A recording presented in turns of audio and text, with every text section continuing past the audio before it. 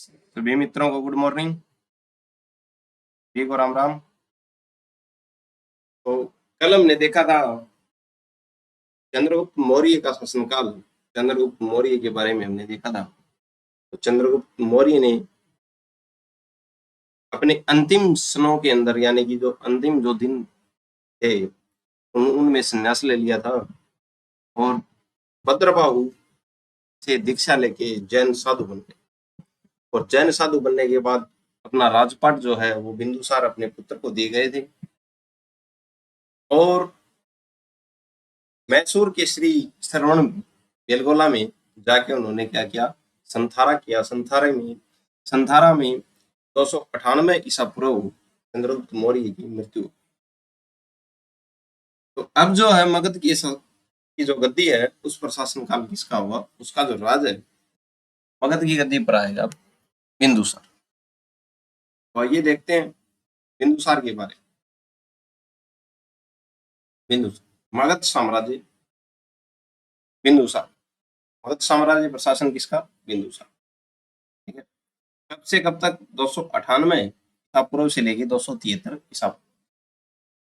यूनानी जो होते हैं, यूनानी जो लेखक जो हैं, यूनानी लेखों में बिंदुसार को क्या कहा गया है, मित्र या दुश्मन को खत्म करने वाला नाम दिया गया है किसको, बिंदुसार। तो ये प्रश्न आ जाए कि यूनानी लेखों में बिंदुसार को क्या कहा गया है, तो दुश्मन को खत्म करने। बौद्ध ग्रंथ है एक दिव्यवदान, दिव्यवदान में बताया गया है कि जो बिंदुसार का जो शासनकाल जो था, बिंदुसार के शासनकाल में 2 विद्रोह, कहाँ पे, तक्षशिला में 2 विद्रोह हुए थे। तक्षशिला में 2 विद्रोह हुए थे। और जो 2 विद्रोह हुए थे, पहले विद्रोह का दमन करने के लिए, यानी कि पहले विद्रोह को दबाने के लिए बिंदुसार ने अपने पुत्र अशोक को भेजा। वह दूसरा विद्रोह को दबाने के लिए बिंदुसार ने अपने पुत्र सुसीम को भेजा। बिंदुसार, ये जो दूसरा जो पुत्र था उसका नाम है सुसीम। दूसरा विद्रोह दबाने के लिए अपने पुत्र सुसीम को भेजा।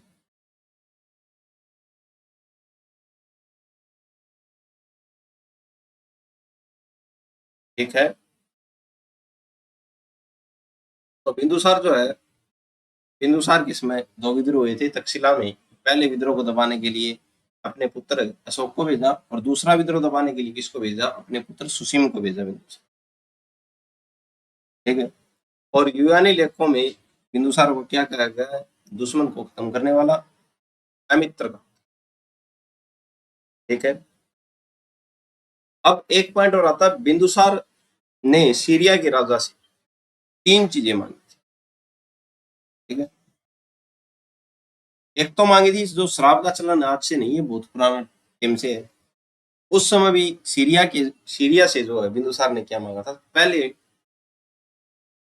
तौर के ऊपर शराब मांगी थी, दूसरे में अंजीर, और तीसरे में दार्शनिक यानी कि शिक्षा मांगी। ठीक है। दो चीजों की मंजूरी मिली थी, शराब की और अंजीर की। और दार्शनिक जो शिक्षा की उसकी मंजूरी नहीं मिली सीरिया से। तो देखते हैं बिंदुसार ने सीरिया के, कथन में ऐसे आ जाए, कैसे आए, कथन है यूनानी लेखों में बिंदुसार को क्या कहा गया है, दुश्मन को खत्म करने वाला।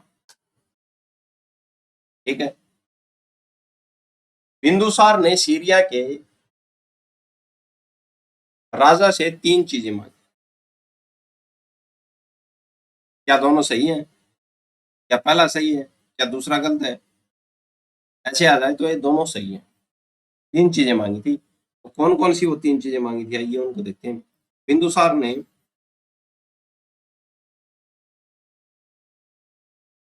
सीरिया के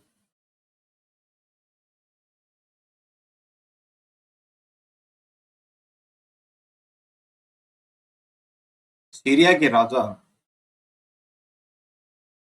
से 3 चीजें मांगी।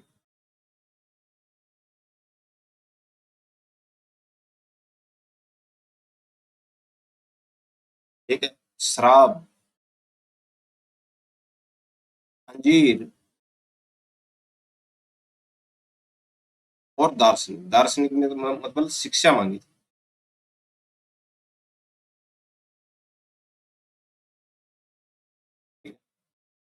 यानी कि शिक्षा। ठीक है। अब बिंदुसार को सीरिया के राजा से दो चीजों की अनुमति मिल गई कि दो चीज आपको दे देंगे पक्का, ये तो कन्फर्म।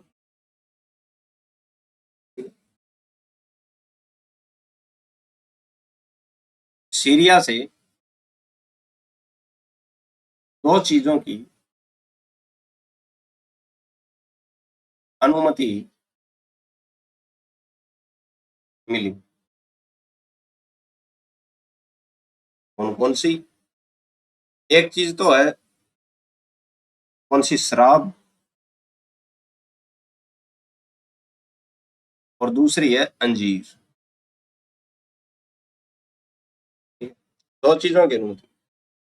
बिंदुसार आजीवन सांप्रदाय से संबंधित था। आजीवन, आजीवन संबंध। ठीक है।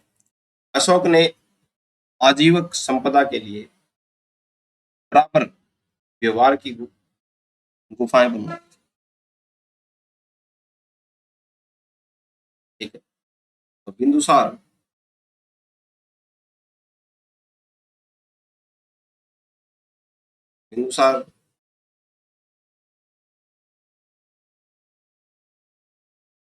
आजीवक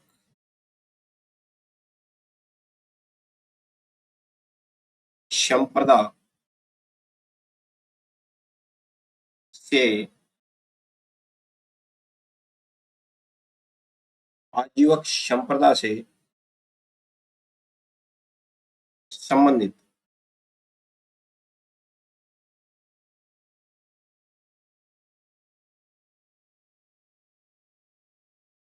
और अशोक ने आजीवक संप्रदाय से संबंधित कौन था? बिंदुसार। लेकिन अशोक ने आजीवक संपदा के लिए बाराबर की गुफाएं बनवाई थी। ये पूछ ले कि बाराबर की गुफा किसने बनवाई, तो अशोक ने बनवाई थी। ठीक है, बिहार में अशोक ने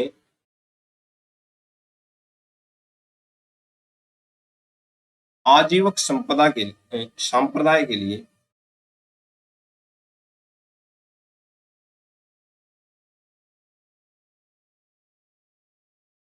बाराबर में, बाराबर यानी कहाँ पे था? ये बिहार में।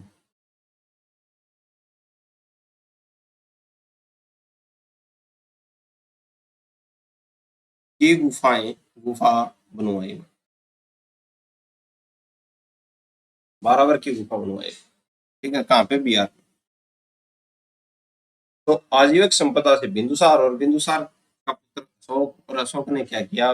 बिहार में बाराबर की गुफाएं बनवाई, आजीवक संपदा। ठीक है। ये छोटा सा शासनकाल जो था, हमने देखा बिंदुसार। ठीक है। अब बिंदुसार के बाद एक अनोखा सम्राट हमारे सामने आता है, जो बिंदुसार ने जो कार्य किया उसके बारे में एक बार फिर से रिवाइज। बिंदुसार, यूनानी जो लेखक है, यूनानी लेखों में बिंदुसार को क्या बोला गया? अमित्रघात, दुश्मन को खत्म करने वाला।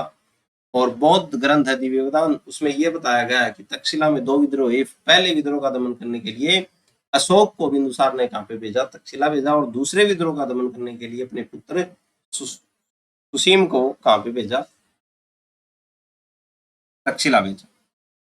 बिंदुसार ने सीरिया के राजा से तीन चीजें मांगी: शराब, अंजीर और शिक्षा यानी कि दार्शनिक। शराब और अंजीर की जो मांग जो थी वो पूरी हो गई, लेकिन दार्शनिक की तरफ से कोई जवाब। और बिंदुसार आजीवक संपदा से संबंधित था। ठीक है। और आजीवक संपदा की जो गुफा, यानी कि जो बारावर की जो गुफा है जो बिहार में, वो किसने बनवाई थी? अशोक ने बनवाई थी, आजीवक संपदा की।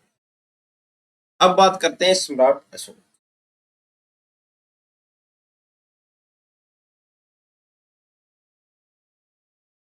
मगध साम्राज्य,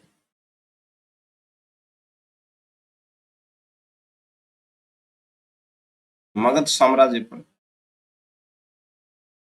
सम्राट अशोक का शासन।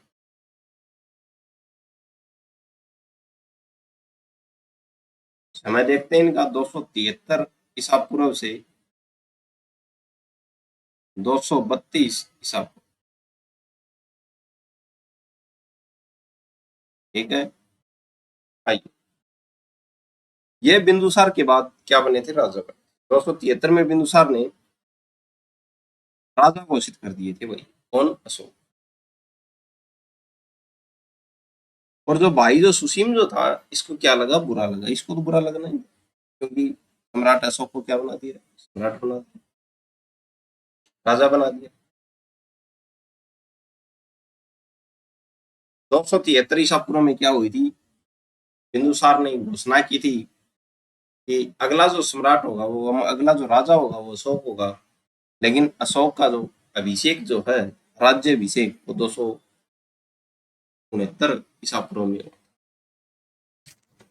ठीक है, ये देखते हैं। ये बिंदुसार के बाद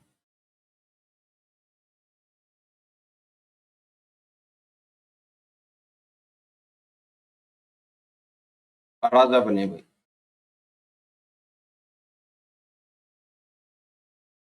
273 ईसा पूर्व में बिंदुसार ने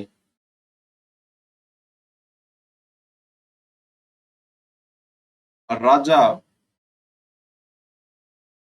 घोषित कर दिए भाई।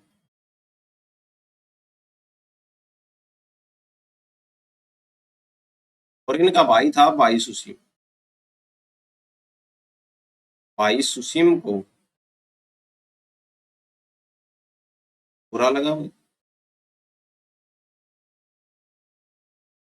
पूरा का पूरा झगड़ा राजपाट पर हुआ है। कोई भी हिस्ट्री उठा के देख। 269 ईसा पूर्व में अशोक का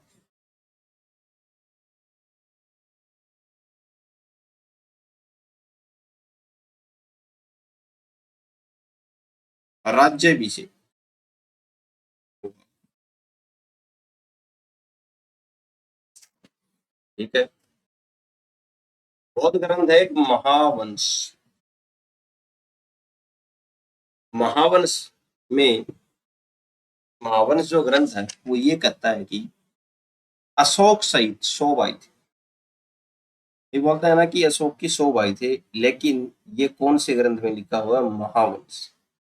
इसमें ये लिखा गया है कि अशोक सहित 100 भाई थे। अशोक ने सभी भाइयों को मार कर राजा बना था। इन युद्धों को उत्तराधिकार का युद्ध कहा जाता है। ठीक है। अशोक को सहायता राधा गुप्त ने दी थी। ये राधा गुप्त वही है जो चाणक्य के साथ नंद वंश के जो दरबार से निकला। ये ये कहाँ पे लिखा हुआ है? महावंश में लिखा। ठीक है, आइए देखते हैं बौद्ध ग्रंथ कौन सा? महावंश।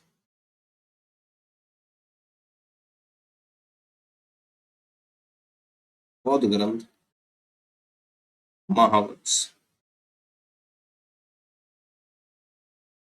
महावंश में क्या लिखा हो? महावंश में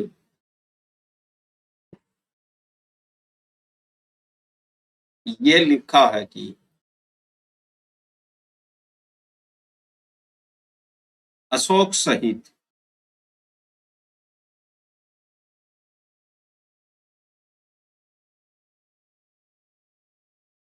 सौ भाई थे वो।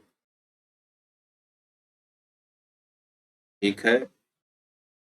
अशोक अपने भाइयों को, अशोक ने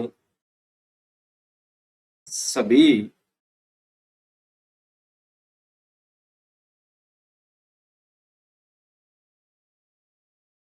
सभी को मार कर राजा बना।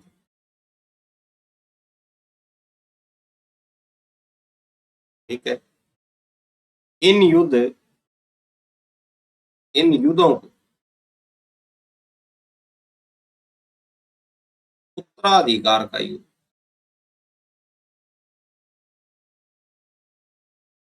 यानी कि उत्तराधिकार का युद्ध, उत्तराधिकार के लिए उत्तराधिकार का युद्ध कर,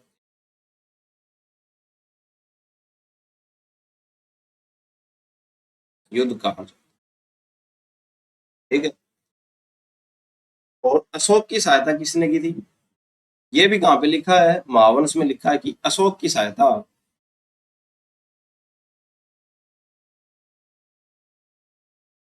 अशोक की सहायता राधा गुप्त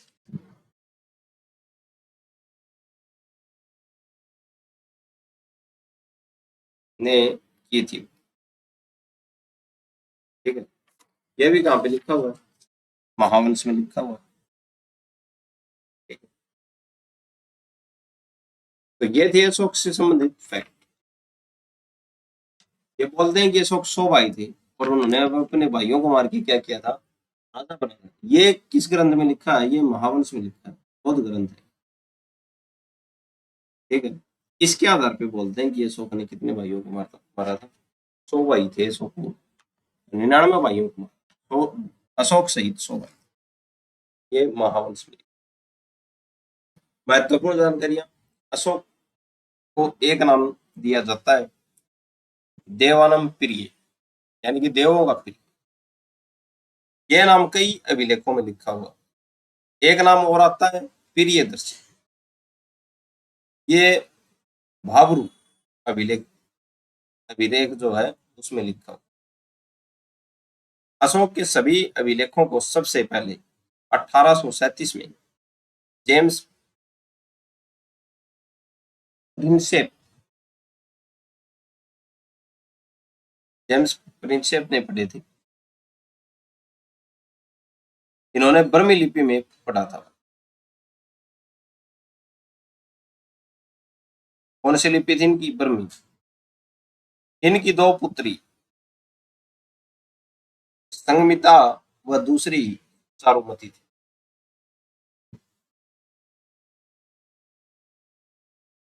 ठीक है। दो पुत्र थे, कुणाल और महेंद्र थे।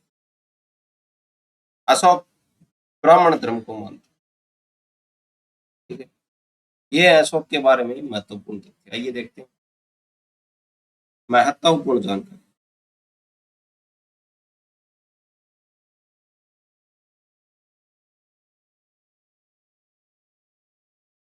महत्वपूर्ण जानकारी।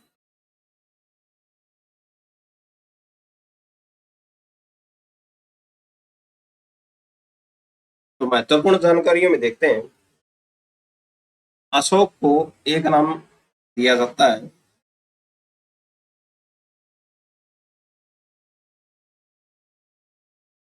अशोक को देवानम प्रिय। अशोक को देवानम प्रिय कहा जाता है।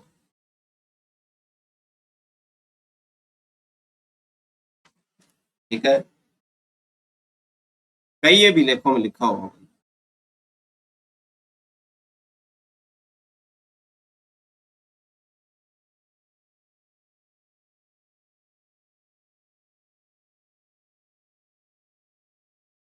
ठीक है भाई। एक नाम और आता है, अशोक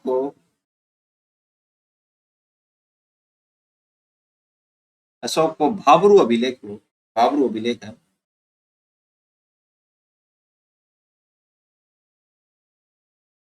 भाबरू अभिलेख में क्या बोला गया है? प्रियदर्शी।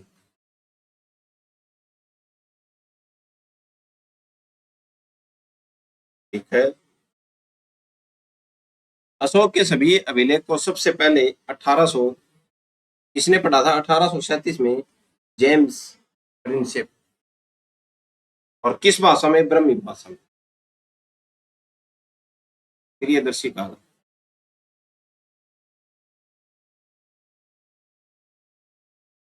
ठीक है। अशोक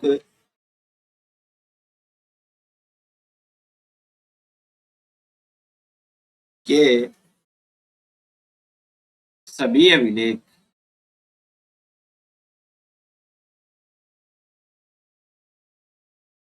अभिलेखों को ब्राह्मी भाषा में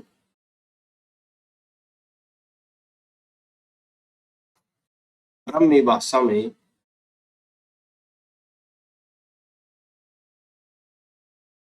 ब्राह्मी भाषा में 1837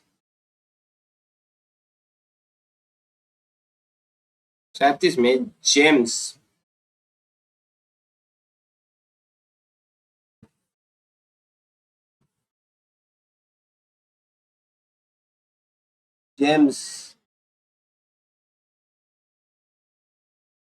प्रिंसेप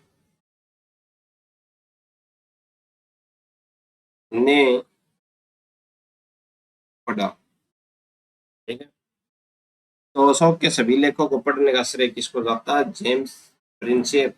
किस टाइम को? 1837 में पढ़ा था। किस भाषा में? ब्राह्मी भाषा में। ठीक है, किस किस नाम को अशोक को जाना जाता है? तो देवानंद प्रिय अशोक के कई अभिलेखों में लिखा हुआ है, लेकिन बाबू अभिलेख में क्या है लिखा हुआ है? प्रियदर्शी। ठीक है, आइए आगे देखते हैं इसके बारे में।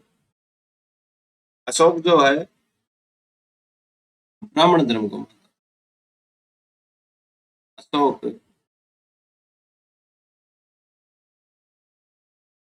ब्राह्मण धर्म को मानता था। ठीक है, एक पुस्तक आती है राजतरंगिणी।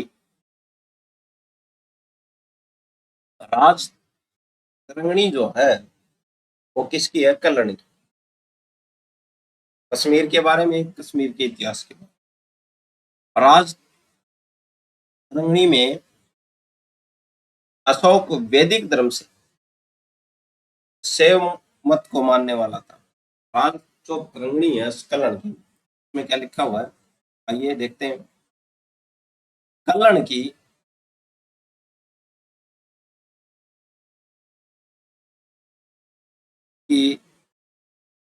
पुस्तक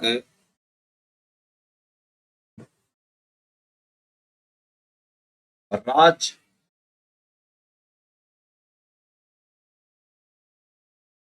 तरंगिणी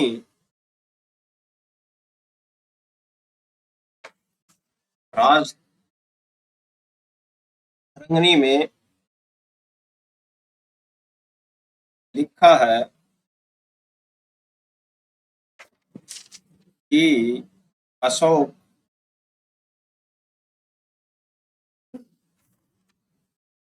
वैदिक धर्म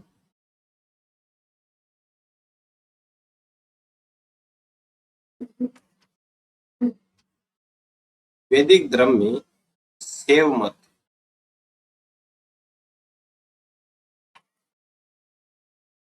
को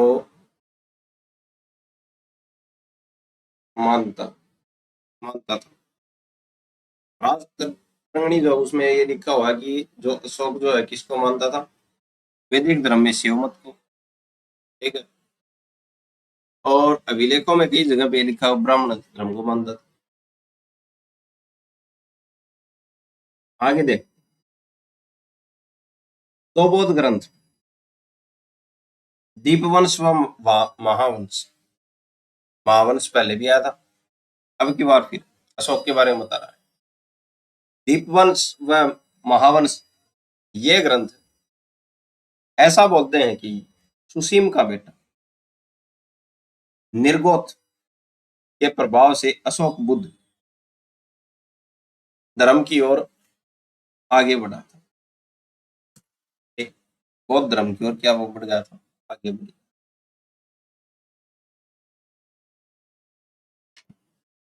तो दो ग्रंथ हैं दीपवंश व महावंश। इसमें यह लिखा हुआ है कि जो सुसीम जो था, सुसीम का बेटा, उसका नाम था निगोर। उसके प्रभाव से अशोक जो है बौद्ध धर्म की ओर बढ़ने लगा था और बौद्ध धर्म को मानने लगा। ठीक है, कई अभिलेखों में लिखा है कि अशोक ब्राह्मण धर्म को मानता था। कल्याण की राज जो तरंगिणी इसमें यह लिखा हुआ है कि शैव धर्म को मानता था। लेकिन बौद्ध ग्रंथ हैं दो, कौन कौन से? दीपवंश व महावंश। उसमें ये लिखा हुआ है कि जो अशोक जो है वो सुसीम के बेटे निगोर्त के प्रभाव से कौन सा धर्म मानने लगा था, कौन से धर्म में आगे बढ़ने लगा था? बौद्ध धर्म। ठीक है। एक बौद्ध साधु थे मोगाली पुत्र तीस्तर ने अशोक को बौद्धिक दीक्षा दी थी। ठीक है। तो आइए देखते हैं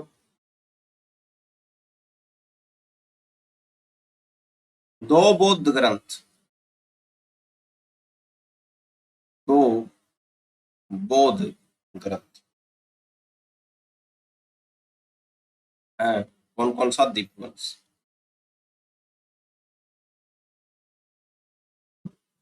वह महावंश।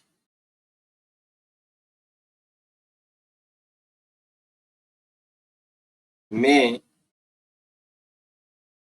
ये लिखा हुआ, इन दोनों ग्रंथों में ये लिखा है कि सुसीम के बेटे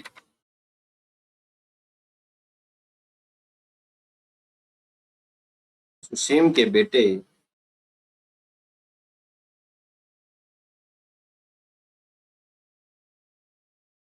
निग्रोध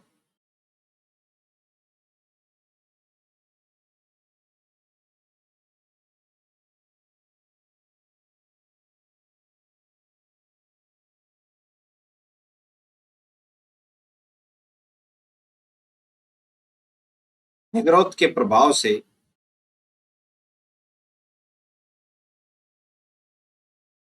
अशोक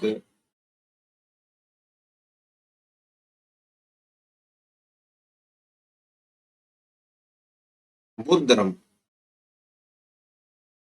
बौद्ध धर्म, बुद्ध धर्म या बौद्ध धर्म की ओर आगे बढ़ा हुआ, यानी कि इसको मानने लगा, इसमें विश्वास करने लगा। ठीक है। कौन से बुक में लिखा है? दीपवंश में आगे चलते।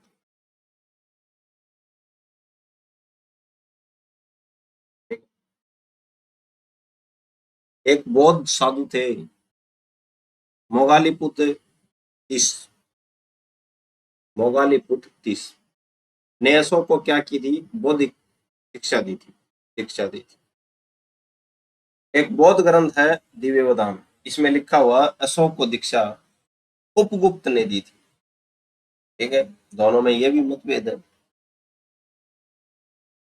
कि किसने, वो तो ये जो अशोक है इसको शिक्षा दी थी बौद्ध धर्म। तो आइए देखो, एक बौद्ध साधु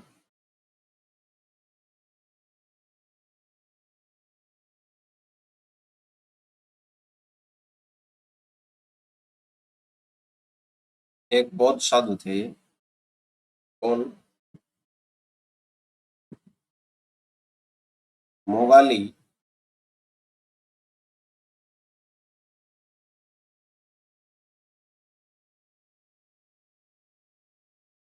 पुत्र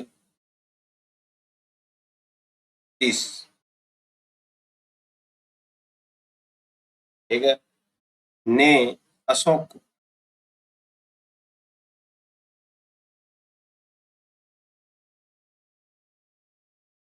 बौद्धिक दीक्षा दी,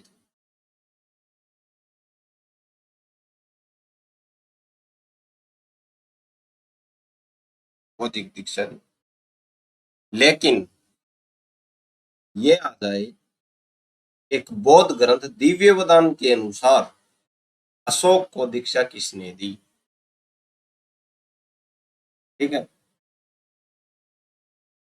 दी थी एक बौद्ध ग्रंथ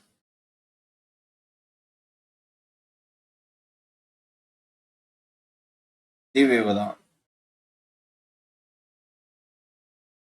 दिव्य दान में लिखा है विधान में लिखा है अशोक को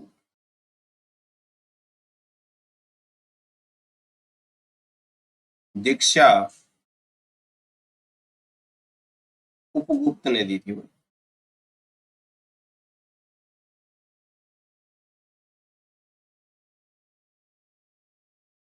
ये भी क्या मतभेद है।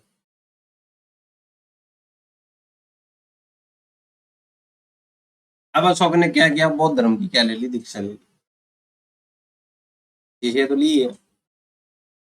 ठीक है, आगे देख, अशोक का धर्म धर्म अशोक का धम्म क्या था। ये धम्म जो है प्राकृतिक भाषा से आता है, और धर्म जो है ये बुद्ध बौद्ध धर्म से संबंधित है। अशोक भाब्रू अभिलेख में ये बोलता है कि अशोक त्रिसंग की बात करता था, यानी कि त्रिसंग की बात करता था। अशोक भाब्रू अभिलेख में लिखा है, और भाब्रू अभिलेख में ही अशोक का क्या नाम है पहले आया था एक बार,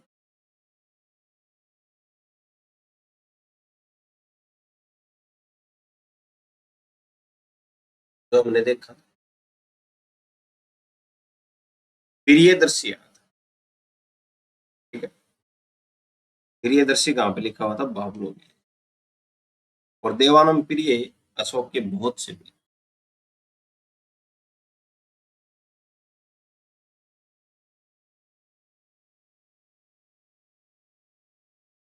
तो जो अशोक बात करता था त्रिसंग की, यानी कि तीन संघ, त्रिसंग। तीन संघ में कौन कौन से थे, एक तो धम्म, एक बुद्ध, एक संघ। धर्म के प्रचार के लिए जिन व्यक्तियों को नियुक्त किया गया था उन्हें धम्म महात्मा धम्म महत्ता बोला जाता था। ठीक,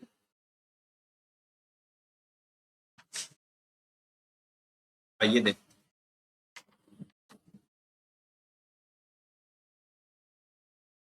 पहले तो अशोक अशोक की दो पुत्रियां जो थी उनके बारे में देख।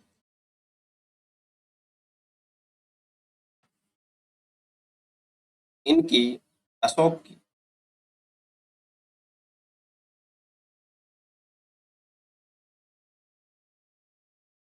दो पुत्र, कौन कौन सी थी,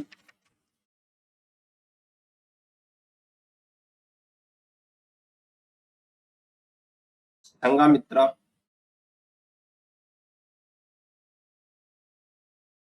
संघमित्रा व दूसरी चारुमती।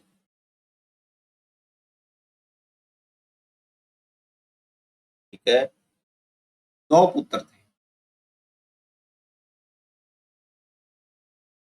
कुणाल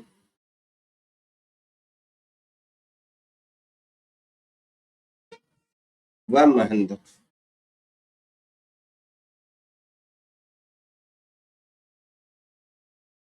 ठीक है, अब आते हैं वहीं पे, यहाँ पे अशोक का धर्म। अशोक कहाँ पे पहुंच गया, अशोक जो था वो बौद्ध धर्म में विश्वास करने वाले माने। ये कहाँ पे लिखा हुआ है, ये सभी बौद्ध ग्रंथ बोलते हैं दीपवंश महावंश। ठीक है, और दिव्य दान ये बोलते हैं। तो अशोक का धर्म, अशोक का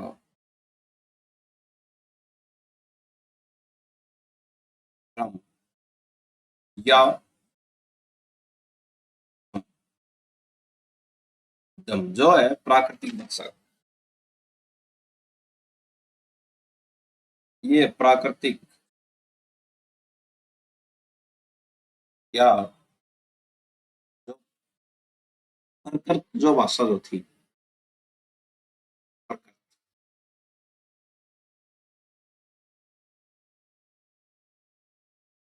भाषा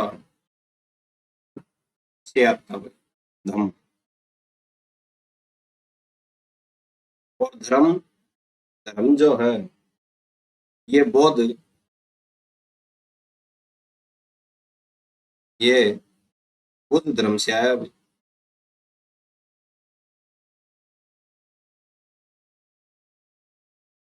ठीक है,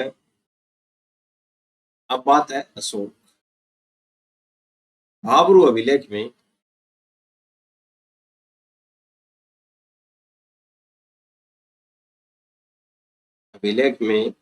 ये लिखा है,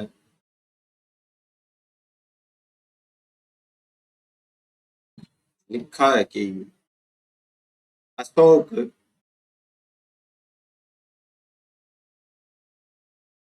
त्रिसंग, तीन संग की बात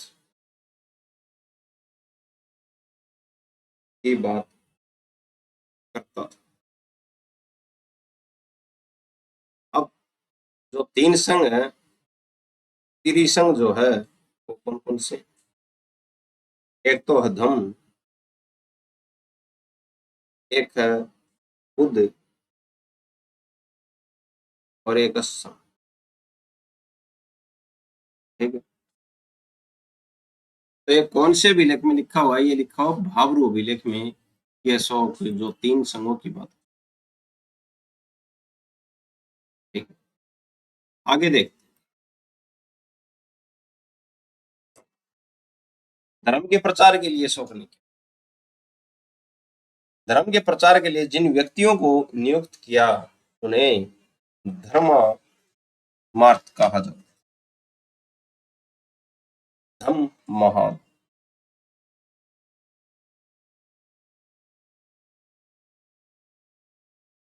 धर्म के प्रचार के लिए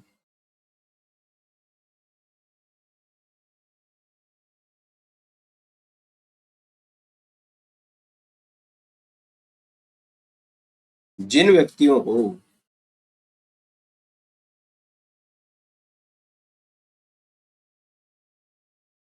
नियुक्त किया जाता था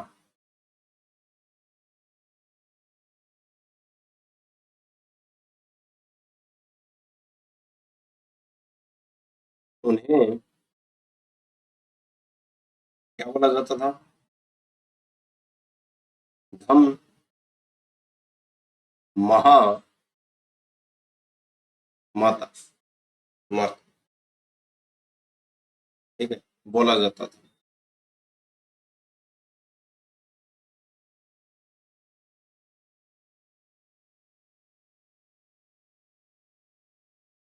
धम्म महामात बोला जाता था इनको। अब धर्म में प्रचारक, कि धर्म में कौन कौन प्रचारक थे? धर्म में प्रचारक, प्रचार करने वाले कौन कौन थे? ये देख, एक तरफ है नाम और एक तरफ है स्थान, की इन्होंने कहां पे प्रचार किया।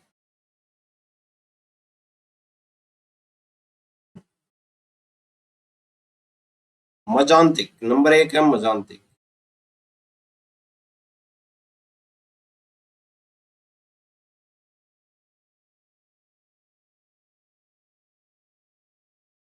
मजांतिक को कहां पे भेजा? कश्मीर में।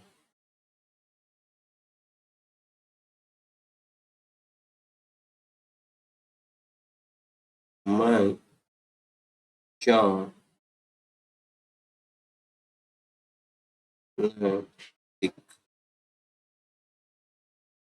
मजांतिक को भेजा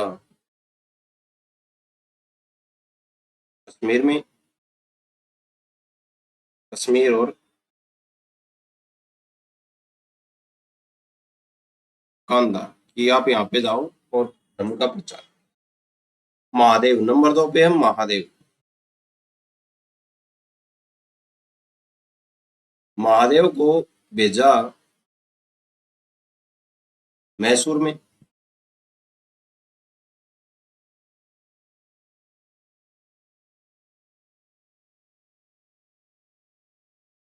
ठीक है,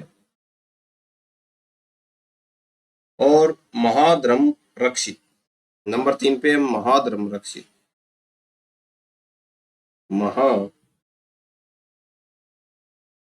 धर्म रक्षित को कहां पे भेजा? महाराष्ट्र।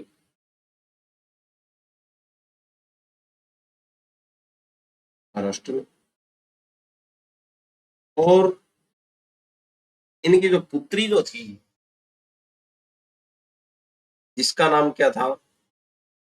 संघमित्रा।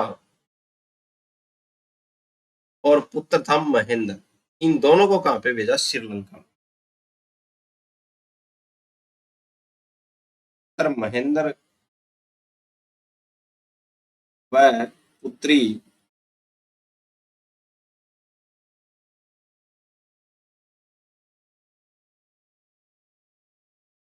संघमित्रा को कहां पे भेजा? श्रीलंका। ठीक है। तो धर्म ने अपने अशोक ने अपने प्रचारक जो है चारों दिशाओं में फैला दिए। ठीक है। कश्मीर में, मैसूर में, महाराष्ट्र में और श्रीलंका तक। ठीक है। धर्म का प्रचार करना शुरू कर दिया। ठीक है। अब अशोक के अभिलेख आते हैं। अशोक के अभिलेख 14 अभिलेख हैं। इनको हम देखेंगे। अभिलेख, एक तरफ अभिलेख होगा और एक तरफ होगा वर्णन की कौन से अभिलेख में क्या लिखा होगा। ठीक है। तो जो आज के लिए जो है हम यहीं तक ही करेंगे। नहीं, एक अभिलेख तो कर ही लो, 14 के 14 अभिलेख। चलो अभिलेख देखते हैं, अशोक के अभिलेख। फिर कल से जो हो जाएगा मौर्य काल का प्रशासन व्यवस्था शुरू करते हैं। शासन कैसा था इनका, ये तो हमने इनकी मोटी मोटी जानकारियां देखी, जो तथ्य जो थे वो देखे। कल देखेंगे इनका प्रशासन। अशोक के अभिलेख।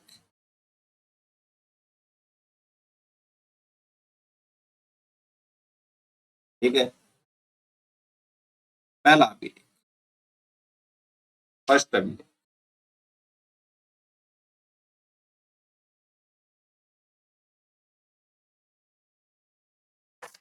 वर्णन यानी कि क्या लिखा हुआ है इसमें पहले अभिलेख में, ये यहाँ पे है वर्णन।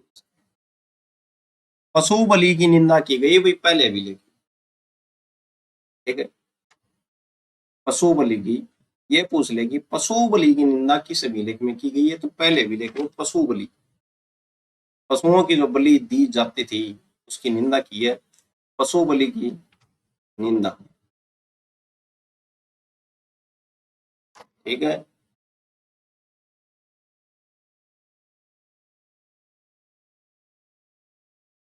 अच्छा, अगला जो अभिलेख है वो देखते हैं।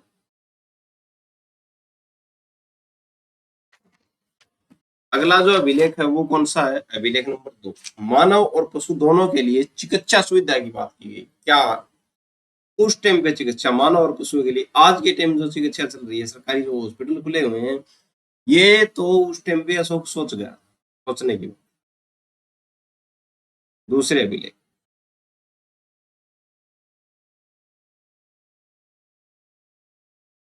अभिलेख नंबर 2। मानव और पशु दोनों के लिए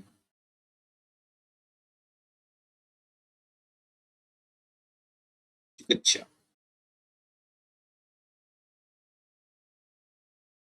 चिकित्सा सुविधा। उस समय अशोक का दिमाग कहां पे चल रहा था सोचने की बात। जब मानव और पशुओं की बात, वहां पे उनको स्वास्थ्य देने की सुविधा की बात कर रहा है वो उस टाइम पे, तो आज के टाइम का और उस टाइम का दौर देखो, बेहतरीन यूथ। नंबर 3, तीसरा अभिलेख।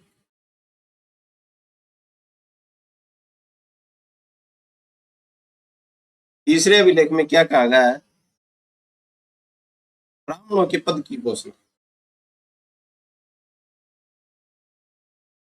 ठीक है। ब्राह्मणों के पद की घोषणा।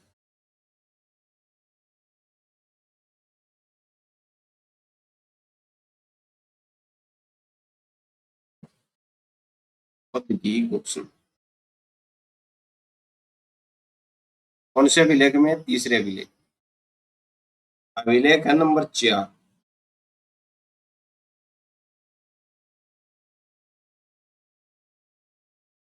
इसमें का क्या कहा गया?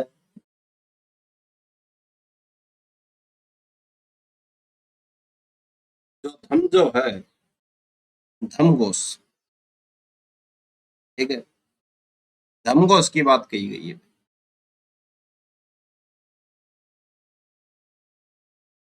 धमघोष की बात की गई है। धम की, धमघोष की बात कही गई है।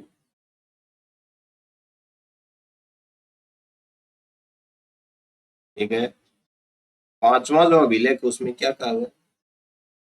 अशोक की धम यात्रा का उल्लेख की कौन कौन कहां कहां पे गए? अभिलेख।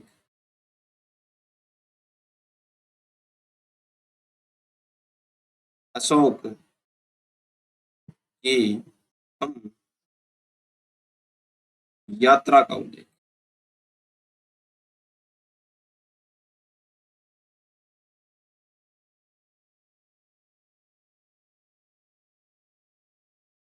यात्रा का उल्लेख।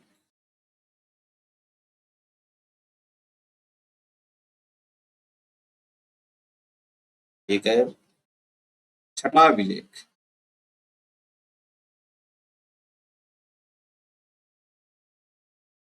इसमें क्या कहा गया? समारोह की निंदा की गई है भाई। समारोह की निंदा।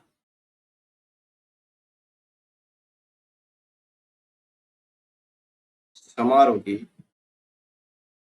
निंदा। समारोह भी कई प्रकार के हो सकते हैं।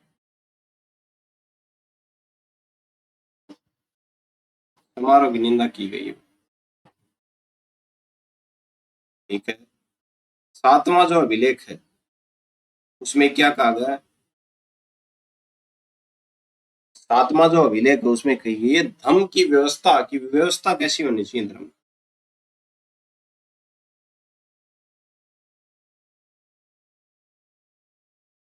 आठवां जो अभिलेख है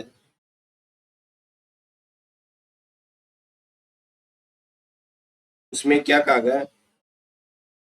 प्रतिष्ठा अथवा ख्याति की निंदा की गई और कहा गया धम श्रेष्ठ। प्रतिष्ठा,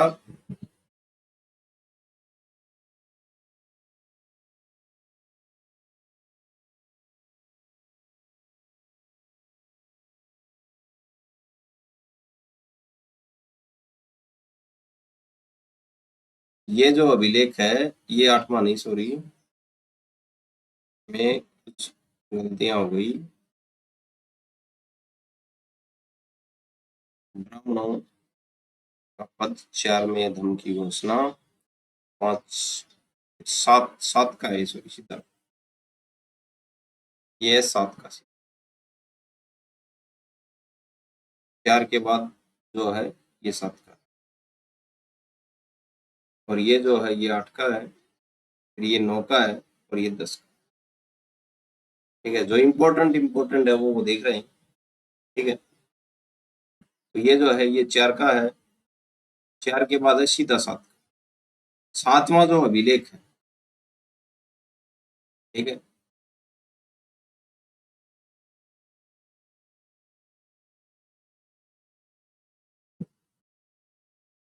ये 7वां अभिलेख। तो जो 7वां जो अभिलेख है इसमें क्या कहा गया है? अशोक जो है इसमें ये कहा गया है 7वां अभिलेख।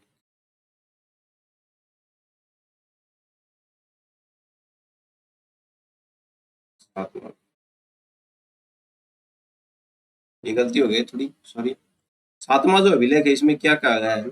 सभी धर्मों के प्रति सहिष्णुता की बात कही गई कि सभी धर्म जो है, सभी धर्मों के प्रति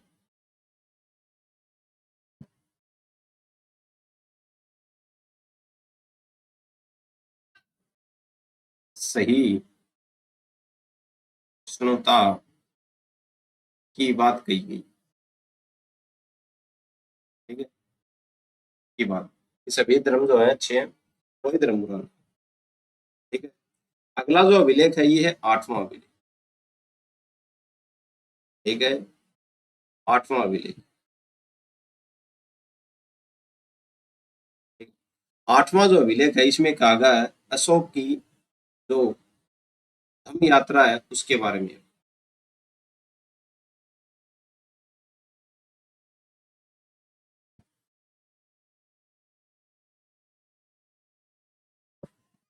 अशोक की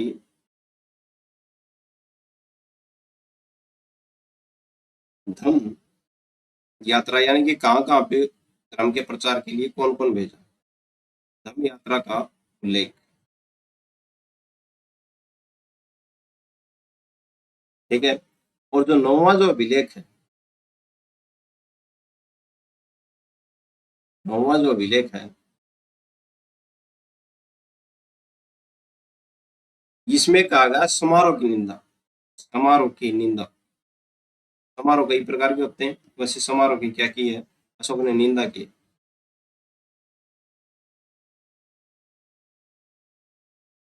निंदा की गई है।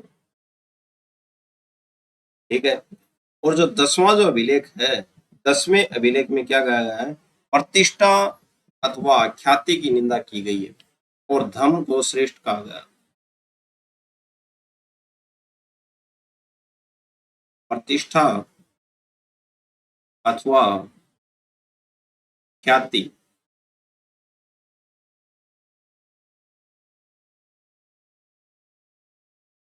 ख्याति की निंदा व धर्म श्रेष्ठ, धर्म श्रेष्ठ कहा गया। ठीक है, ये हो गए 10 अभिलेख। अगला जो अभिलेख है वो देखते हैं हम 11।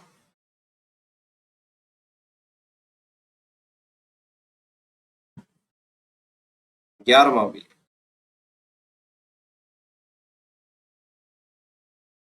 11वां जो अभिलेख है उसमें बात कही गई है, 11वां अभिलेख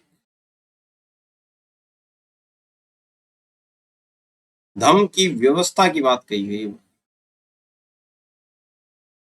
व्यवस्था कैसी होनी चाहिए धर्म में।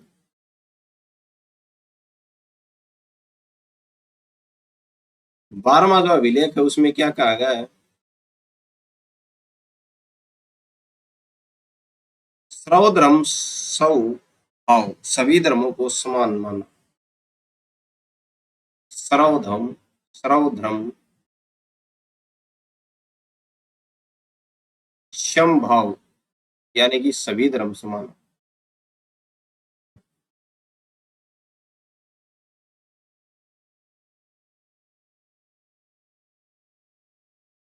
तेरहवां जो अभिलेख है उसमें ये क्या कहा गया है, अभिलेख है उसमें बात कही गई जो युद्ध हुआ था कलिंग युद्ध।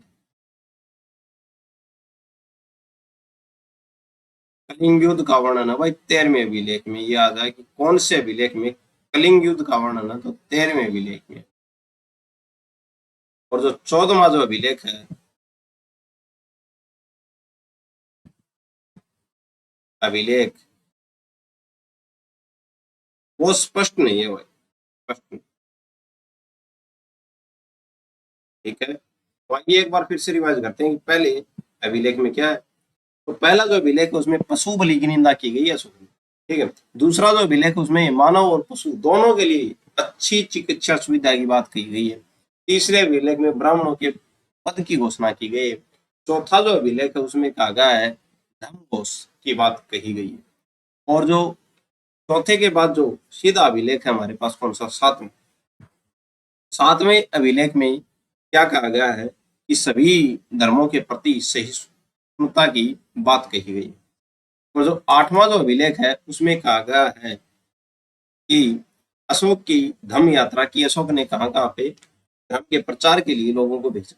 9वां जो अभिलेख है उसमें कहा गया है समारोह की निंदा की गई है। ठीक है, और 10वां जो अभिलेख उसमें प्रतिष्ठा अथवा ख्याति की निंदा की गई है और धर्म को क्या माना गया, श्रेष्ठ माना गया। ठीक है, बात करते हैं हम 11वें अभिलेख की, उसमें धर्म की व्यवस्था की बात की गई कि धर्म का जो व्यवस्था जो है वो कैसी होनी चाहिए। और 12वें अभिलेख में सभी धर्मों को क्या माना है, समान माना है। और 13वां जो अभिलेख है उसमें कलिंग युद्ध का वर्णन है। और 14वां जो अभिलेख है वो पूर्णतः स्पष्ट नहीं है। तो कल जो हम बात करेंगे मौर्य जो काल जो है इनके प्रशासन के बारे में, कि अशोक के काल में प्रशासन कैसा था और बिंदुसार के काल में प्रशासन कैसा था, चंद्रगुप्त मौर्य के काल में प्रशासन कैसा था। कल हम बात करेंगे मौर्य काल के प्रशासन की। ठीक है, तो आज के लिए इतना ही। धन्यवाद।